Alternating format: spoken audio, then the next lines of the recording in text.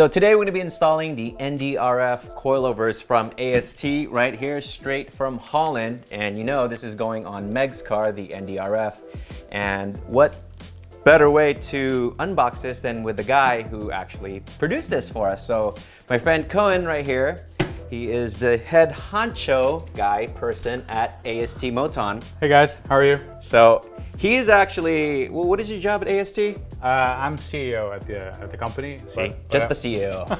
Yeah. But I also I'm involved with the development as well. Yeah. And testing, a lot of testing. Yeah. So the Cayman right here has got Motons. This guy right here has got ASTs, and then the ND is going to have ASTs, and then the other cars are all going to have ASTs. But essentially, Moton, AST, they're about the same thing, or who's higher, who's lower? Well, the motorsport division is more for Moton, and then the medium to high racing is AST. Okay. But we introduced also the Moton One Way, which is also perfect for street or club sport. Yeah. But still, Moton is always a little bit of the higher end than the ASTs. Okay, so this arrived, what, 3 days from shipping? How long did it take, Con? Yeah, it takes normally 2 to 3 days to anywhere in the US. Okay, so on my setup, I actually have Swift springs, but for the ND, I wanted it all to be AST. Plug and play. Plug and Easy. play, yeah. And then, do you remember the spring rates on these things? It's 40 and 50, I think. 40 and 50. So 4 or 5 kilo. So, okay, yeah, so 4 and 5K, right? Yep. Now that's a good dailyable, but still trackable rate. 100%. Okay. Especially with the reservoirs. Yeah. That works, yeah.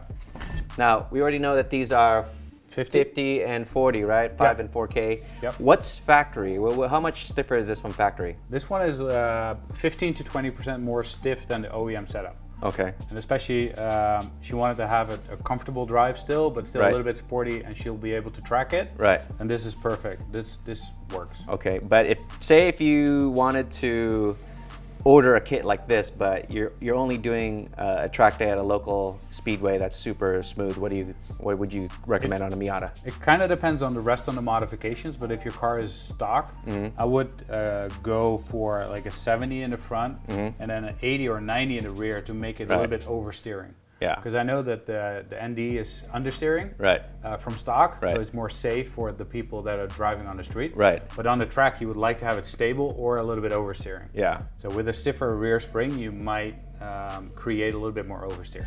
The reservoirs, these boys right here, and I've got this on my Cayman and also my Miata. Let's explain this. What is this? Well, obviously this is a custom color for Mr. Custom Everything. It's true. These reservoirs, here you can control the high speed and the low speed compression. Here you can see on the sticker, low speed, high speed, and the oil flows through the canister head that has a specific setting in there. Then in the reservoir there is oil and there is nitrogen.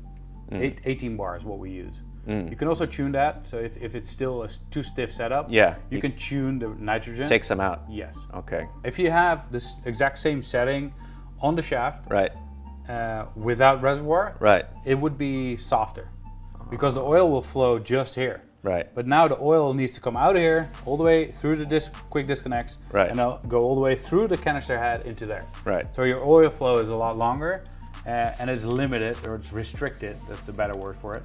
Restricted because of the reservoir head. Interesting.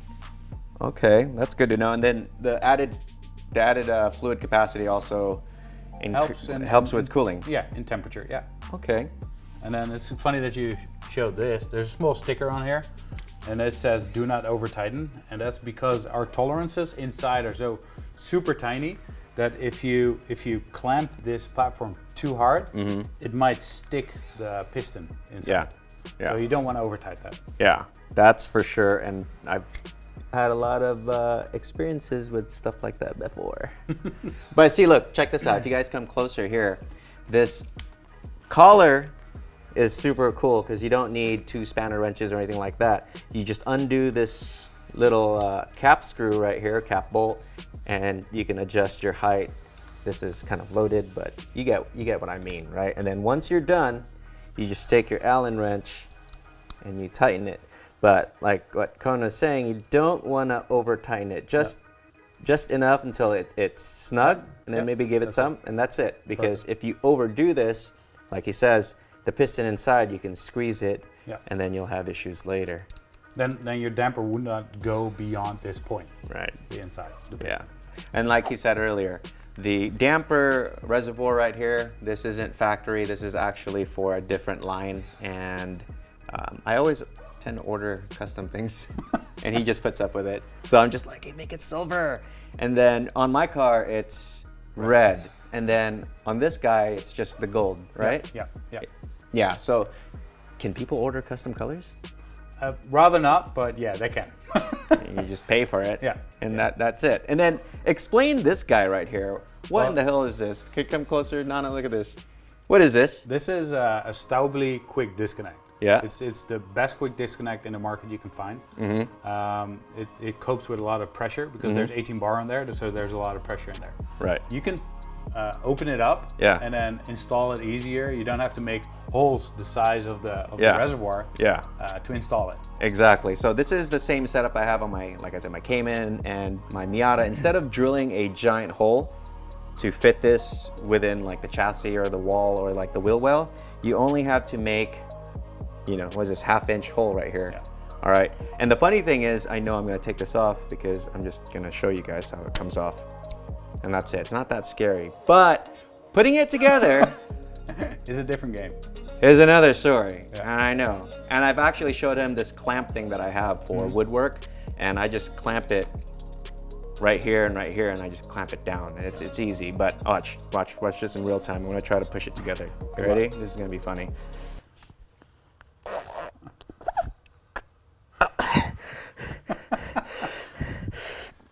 Maybe.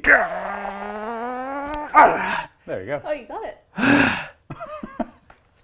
But see, I'm just gonna say something here. If you're in a really awkward position under your car, there's no way you can do like this.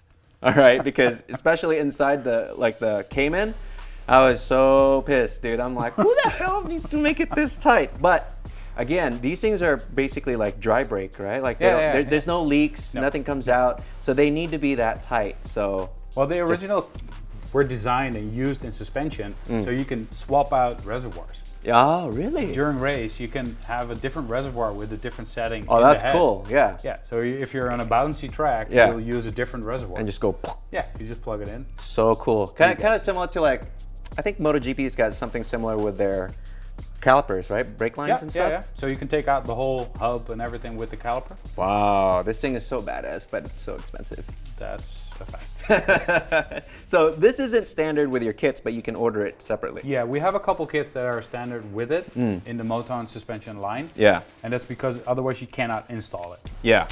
Wow. But if you can install the kit without using quick disconnects, then we'll offer it without. Yeah. But if you want it, you can get it.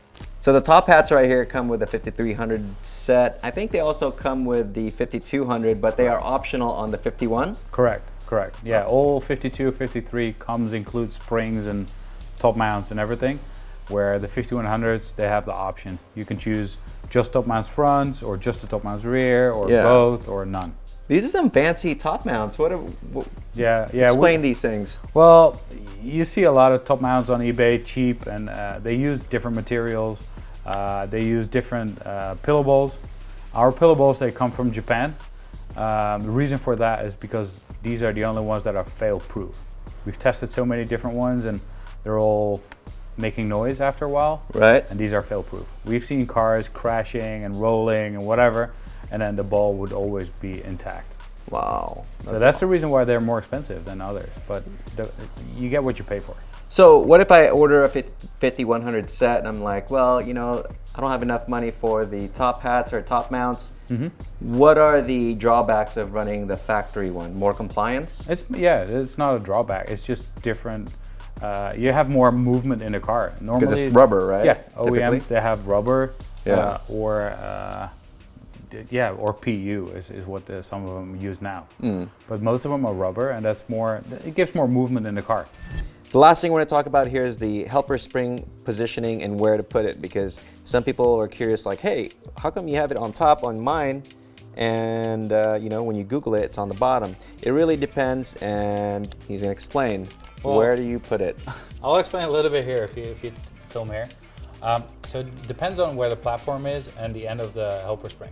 So you need to avoid that it catches the cap over here, the top guide.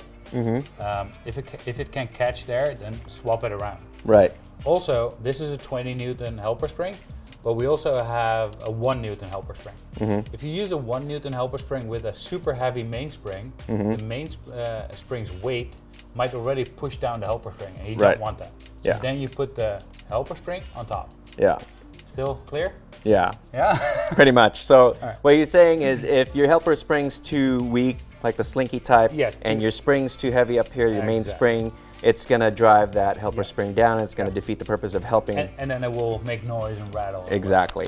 And then what he essentially said, and what I typically follow is, you know, like you don't want the mainspring corner right here to catch the lip. So typically if it's overlapping like this, you're okay to put this on the bottom. But say if, you know, your mainspring right here is too short, say about right here, then you want to put that on the bottom and put the helper. That's just the way I do it, and you know, some people prefer different things, but this is how it should be. Yeah. And then how do you decide if you want to run a helper spring or not? Like, can you just have this spring loose and dancing? No. If you have the spring loose and dancing, you'll hit the thread, you will hit this, in worst case, you'll hit the top guide, damage it, and then it starts leaking. Right. So you always, in full droop, you want to make sure that there's always tension on there.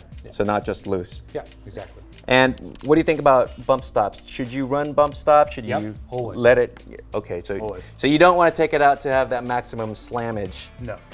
So what's the purpose of a bump stop? Well, the bump stop it's also a sort of spring. It's a rubber spring. Right. So as soon as it compresses, you'll feel that it's on the bump stop. Right. So it still has a smooth ingoing movement. If it's steel and you're driving and it hits, it's like steel to steel. It will be boom, and you'll be off the road. Right. Instead of like bouncing into the bump rubber. Right. So never take off your bump rubber. You can cut it, and this is a 20 mil, and that's fine. And we also have them with 40 mil. Yeah. But be aware that these bump rubbers, if you compress them fully, they're 20 mil high now. But if you compress them on the car, only 4 or 5 mil is left over. Oh wow, really? So they get really thin. Yeah. So it's not, if you want to slam your car, leave a little bit of bump rubber on there. Yeah. Don't ruin it completely. So another question here: if I decide to say, hey, I want to slam my car like crazy, how slam can I run this, and how long until I blow them up? You won't blow them up. It won't blow. No. Because I've had like cheap coilovers back in the past, and I just see, you know, oil leaking from the top right here. It doesn't really matter where the damper is functioning. You know, the whole shaft is designed to go completely in here. So if then the damper is working in this area, so this area is here and working, that's fine. This part of the shaft is as smooth as this part. So it doesn't matter. These dampers, you can use slammed, you can raise it. As long as it's moving, then you're fine.